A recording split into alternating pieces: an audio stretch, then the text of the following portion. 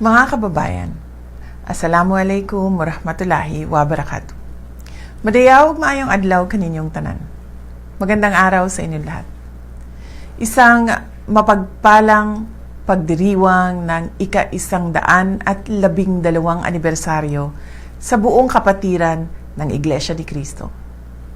Sa loob ng mahigit isang siglo, ang INC ay nananatiling haligi ng pananampalataya at pagkakaisa sa ating bansa.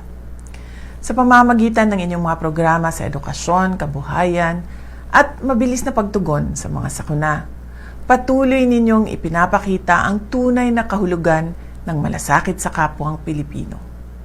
Hindi lamang sa Pilipinas, kundi sa iba't ibang panig ng mundo. Sa panahong nahaharap ang ating lipunan sa mga pagsubok sa ekonomiya at moralidad, ang inyong disiplina at matatag na pamumuno ay gumagabay sa ating mga kababayan tungo sa katwiran at kapayapaan. Kaisa ninyo ako sa panalangin para sa patuloy na pag-unlad ng iyong kawan, sa gabay at pamamahala ng inyong kapatid na Eduardo V. Manalo. Naway magpatuloy ang INC bilang katuwang sa pamahalaan, sa pagpapatibay ng karakter ng ating mamamayan at sa pagtataguyod ng mas ligtas at maunlad na bansa. I wish the entire Iglesia ni Cristo a blessed anniversary.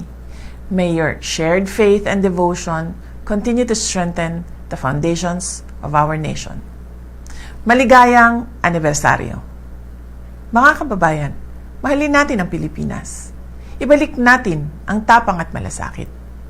Ang lahat ng ating ginagawa ay para sa Diyos, sa bayan, at sa bawat pamilyang Pilipino.